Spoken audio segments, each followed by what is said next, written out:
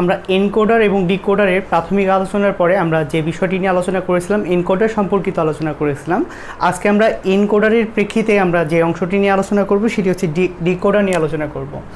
So decoder হচ্ছে এমন একটি টপিক যে আসলে যেটা অনেকটা এনকোডারের সাদৃশ্য অনুযায়ী হবে, যেখানে আমরা ব্লক ডায়াগ্রাম বা ট্রুথ টেবিল নিয়ে কথা বলবো, তারপরে লজিক ফাংশন, তারপরে লজিক সার্কিট নিয়ে কথা বলবো। সো ডিকোডার শুরু করার আগে একটি জিনিস স্পষ্ট করে দিই, যেটা আমরা বেসিক কনসেপ্ট অংশটিতে আলোচনা করেছিলাম। সেখানে আমরা আলোচনা করেছিলাম ডিকোডারের কাজ হচ্ছে কোডেড ডেটাকে আনকোডেড ডেটায় রূপান্তর করা, অর্থাৎ বাইনারি সংখ্যাকে মানুষের ব্যবহার করা বা কম্পিউটারের ভাষাটাকে মানুষের ব্যবহৃত ভাষায় রূপান্তর করা। প্রসেসর যে কাজটি প্রসেসিং করার পরে যে ডেটাটা থাকে, সেই ডেটাটাকে যখন মনিটরের প্রদর্শনের জন্য আমরা উপযোগী করতে চাইব, প্রসেসর থেকে প্রাপ্ত ফলাফলটিকে আমরা যখন মনিটরের প্রদর্শনে উপযোগী করতে চাইব, তখন আমাদের মূলত ডিকোডার ব্যবহার করা হয়ে থাকে। সো ডিকোডারের প্রথমে যে অংশটি নিয়ে আলোচনা করব সেটা হচ্ছে তার ব্লক ডায়াগ্রাম নিয়ে আমরা আলোচনা করব। সো ডিকোডারের ব্লক ডায়াগ্রামের বিশেষ বৈশিষ্ট্য হচ্ছে সেখানে ইনপুট যদি n হয় তাহলে আউটপুট হয় 2 টু দি পাওয়ার n, ঠিক এনকোডারের বিপরীত। হ্যাঁ, এনকোডারে যেমন ইনপুট বেশি হয় আউটপুট কম হয়, ডিকোডারে ঠিক উল্টোটা, ইনপুট কম হয় আউটপুট বেশি হয়। ফর এক্সাম্পল, ইনপুট যদি ডিকোডারে 3টি হয়, আউটপুট হবে 2 টু দি পাওয়ার n অর্থাৎ 2 টু দি পাওয়ার 3। হ্যাঁ, তাহলে হবে আউটপুট 8টি হবে। ওকে, ইনপুট যদি 4টি হয় তাহলে আউটপুট কতটি হবে? আউটপুট হবে 16টি। ইনপুট যদি 2টি হয় তাহলে আউটপুট হবে 2 টু দি পাওয়ার 2 অর্থাৎ 4টি। ইনপুট যদি 1টি হয় তাহলে আউটপুট হবে 2টি, অর্থাৎ 2-এর গুণিতক অনুযায়ী হয়ে থাকে। কেননা কম্পিউটার তার ডিভাইসের কাজগুলো বা ডিভাইসের যে কর্মকাণ্ডগুলো হয়ে থাকে সেগুলো কিন্তু কি 2-এর গুণিতক আকারে কিন্তু সম্পন্ন করে থাকে। যার কারণেই তোমরা এমবি রিচার্জ করলে বা মেমোরি কার্ড কিনলে সেটা হচ্ছে কি 1024 বা 512 হয়। হ্যাঁ, 1000 বা 500 হয় না, কিন্তু 1024 বা 512 মেগাবাইটে দেখায়, কেননা সেটা 2-এর গুণিতক অনুযায়ী কাজ করে। তো খেয়াল করে দেখো ডিকোডারের ফর এক্সাম্পল আমরা যে উদাহরণটা দিয়ে আমরা ডিকোডার সম্পর্কিত জানবো। ফর এক্সাম্পল, ইনপুট হচ্ছে ডিকোডারের 2টা, ডিকোডারের ইনপুট হচ্ছে 2টা, তাহলে আউটপুট কয়টা হবে? 2 স্কোয়ার। হ্যাঁ, তার মানে আউটপুট হবে 4টা। আউটপুট কয়টা হবে? 4টা। 4টা আউটপুট দিয়ে কি আমরা ডিকোডারকে জানবো বা শিখবো। ওকে, তো খেয়াল করে দেখো যে আমি ব্লক ডায়াগ্রামটা আসলে এভাবেই বোঝানো হয়, যেখানে ইনপুট বা আউটপুটগুলোকে তীর চিহ্ন দ্বারা প্রকাশ করা হয়। ডিকোডারের বিশেষ বৈশিষ্ট্য আমরা জেনেছি, ইনপুট n হলে আউটপুট হয় 2 টু দি পাওয়ার n। ওকে, আচ্ছা, খেয়াল করে দেখো ডিকোডারের ক্ষেত্রে ইনপুট যদি আমরা xy দিই, আউটপুট কী বের হয়? আউটপুট এখানে তুমি তোমার বইয়ের মতন করে দিতে পারো, D0, D1, D2। বা আমি তোমাকে প্রাথমিকভাবে যে জিনিসটা দিয়ে বুঝিয়েছিলাম ABCD অনুযায়ী কিন্তু কি বোঝাতে পারো। ওকে, সো যে কোনোভাবে কিন্তু কি এটা বোঝানো সম্ভব। তো এখন যে জিনিসটি নিয়ে আমরা জানবো সেটি হচ্ছে এনকোডার বা ডিকোডারের ট্রুথ টেবিল নিয়ে জানবো, তাদের ট্রুথ টেবিল নিয়ে জানবো। সো এই ট্রুথ টেবিল সাধারণত লজিক গেটের ট্রুথ টেবিলের মতন না, এটা একটু ভিন্ন প্রকৃতির ট্রুথ টেবিল। যদিও এই ট্রুথ টেবিলের একইভাবে ইনপুট এবং কি রয়েছে? আউটপুট রয়েছে। ইনপুট এবং কি রয়েছে? আউটপুট। তো খেয়াল করে দেখো ইনপুট এখানে কী কী রয়েছে?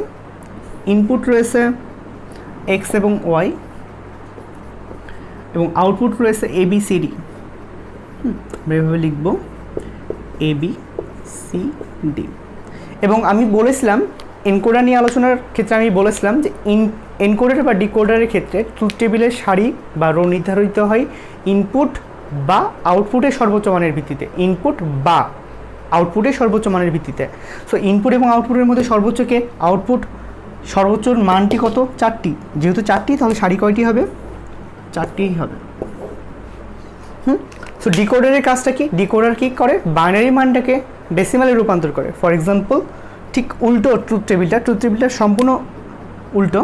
যেমন এখানে মান 0 0 আছে, 0 1 আছে, তারপরে হচ্ছে 1 0 আছে, আবার 1 1 আছে। তুমি এই জিনিসটা যে লজিক গেটের ট্রুথ টেবিলগুলোর মতন মানগুলো এভাবে বসাতে পারো, একটা 0 একটা 1, একটা 0 একটা 1, 0 0 1 1।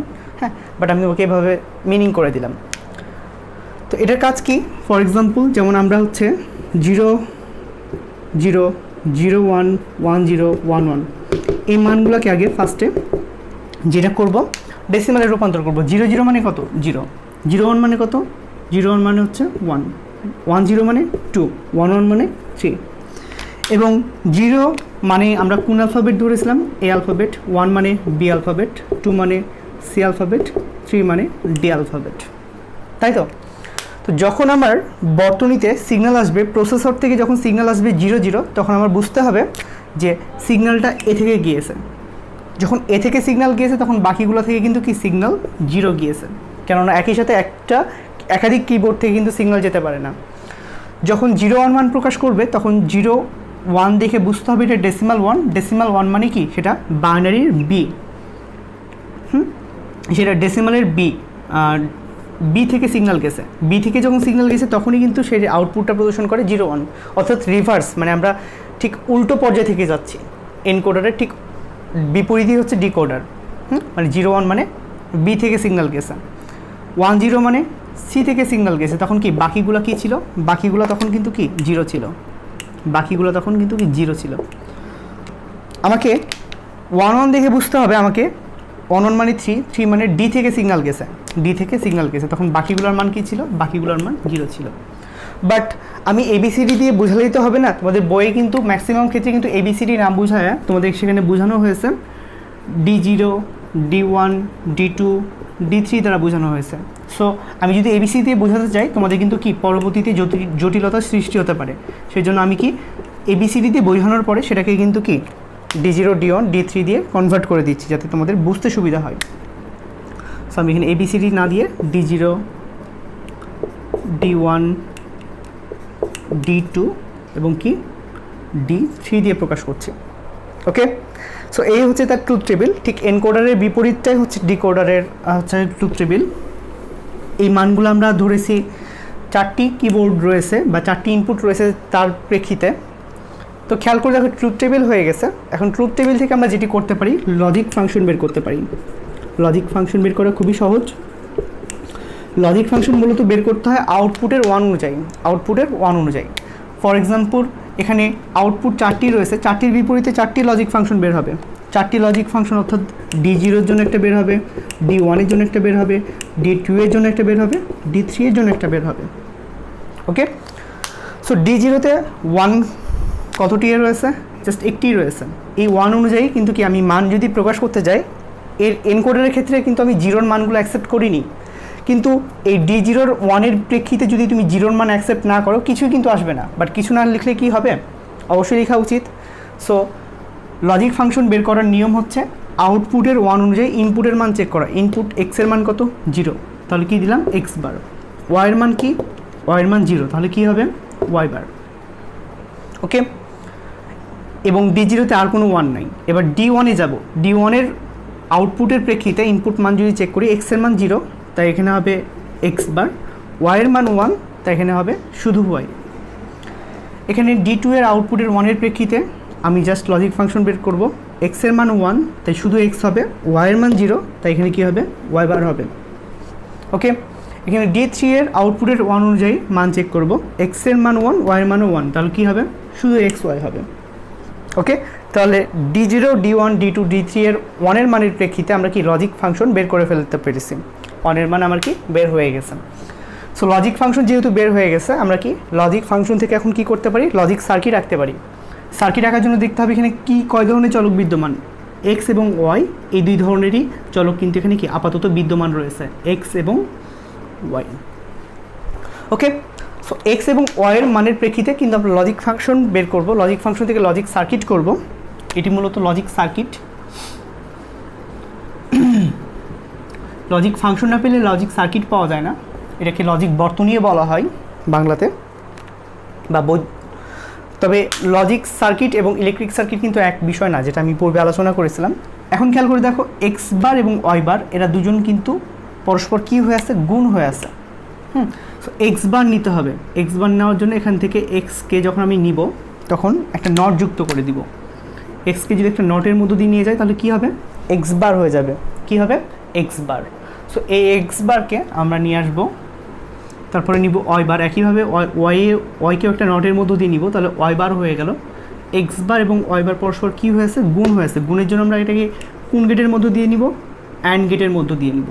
অ্যান্ড গেটের মধ্য দিয়ে নিলে আমরা কি পাবো, আমরা পাবো D0, আমরা পাবো D0। ওকে, একইভাবে x bar Y, x bar নিতে হলে আমাকে এখানে একটা নটের মধ্য দিয়ে নিতে হবে এক্স বার এবং সিম্পল ওয়াই। এখানে কিন্তু ওয়াই নট নাই, কিন্তু সিম্পল ওয়াই নিলাম। এরা দুজন পরস্পর কী হয়েছে, গুণ হয়েছে। গুণের জন্য কী করলাম, অ্যান্ড গেট দিলাম। অ্যান্ড গেট দিলে কী পেয়ে যাব, D1 পেয়ে যাই। একইভাবে শুধু এক্স আর এখানে কি ওয়াই বার নিলাম। এরা দুজনও কী হয়েছে, গুণ হয়েছে। এটা করলে পাই D2 পেয়ে যাই। ওকে, এবং সর্বশেষ ক্ষেত্রে এক্স এবং ওয়াই যদি গুণ করি, এক্স এবং ওয়াই যদি গুণ করা হয়, অ্যান্ড গেট করলে কি পাই, D3 পাই। ওকে, সো এরকম চারটি অ্যান্ড গেট দ্বারা D0, D1, D2 এবং D3 কিন্তু কি পাওয়া যায়, কার ভিত্তিতে, লজিক ফাংশনের ভিত্তিতে। তবে একটি বিশেষ বিষয় লক্ষ্য করে থাকো যে ডিকোডারের ক্ষেত্রে যে গেটগুলো ব্যবহার করা হয়েছে সেগুলো নট গেট বা অ্যান্ড গেট, মূলত অ্যান্ড গেট। ডিকোডারের ক্ষেত্রে যেটা ব্যবহার করা হয়, ডিকোডার আসলে অ্যান্ড গেট সম্বলিত circuit, digital electric circuit. But এনকোডারের ক্ষেত্রে কিন্তু যোগ করা হয়েছিল, এনকোডারের ক্ষেত্রে কিন্তু অর গেট ব্যবহার করা হয়েছিল, যোগের জন্য অর গেট ব্যবহার করা হয়েছিল। তাহলে এনকোডার অর গেট সম্বলিত এবং কি ডিকোডার অ্যান্ড গেট সম্বলিত। সো এই ছিল ডিকোডার সম্পর্কিত কিছু ধারণা। তবে যে বিষয়টি সবথেকে বেশি এসে থাকে এমসিকিউ সম্পর্কিত, ফর এক্সাম্পল তোমাকে প্রশ্ন করা হতে পারে যে 8টি ইনপুটের জন্য বা 5টি ইনপুটের জন্য ডিকোডারের আউটপুট কতটি, 5টি ইনপুটের জন্য ডিকোডারের আউটপুট কতটি, এটা প্রশ্ন করা হতে পারে।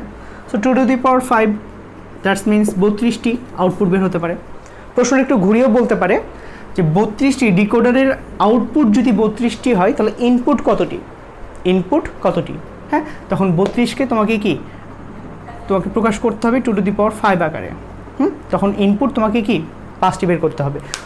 হয়তো বা আউটপুট উল্লেখ করা থাকতে পারে বা ইনপুট উল্লেখ করা থাকতে পারে, তোমাকে কিন্তু যে কোনো একটি উল্লেখ করা থাকলে অপরটি বের করে ফেলতে হবে। তবে একটি জিনিস মনে রাখবা, ডিকোডারের ইনপুট কম, আউটপুট বেশি। ওকে, আর ডিকোডারের ইনপুট কম, আউটপুট বেশি, বাট এনকোডারের ঠিক তার বিপরীতটা। ওকে, সো এই ছিল ডিকোডার বা এনকোডার সম্পর্কিত বিশদ ধারণা, যেটা তোমাকে আমি টেক্সট বুকের বাইরেও কিছু ইনফরমেশন দেওয়ার চেষ্টা করেছি। হোপফুলি এই টিউটোরিয়ালটা দেখার পরে তোমরা যখন তোমার বই খুলে এনকোডার বা ডিকোডার সম্পর্কিত পড়তে যাবে, তোমাদের কাছে কনসেপ্টগুলো সহজ মনে হবে বা ট্রুথ টেবিলটা অর্থবহ হবে। সো আজকে এই পর্যন্তই, দেখা হবে আরও একটি নতুন কোনো টপিক নিয়ে। সে পর্যন্ত সবাই ভালো থাকবা, সুস্থ থাকবা। আল্লাহ হাফেজ।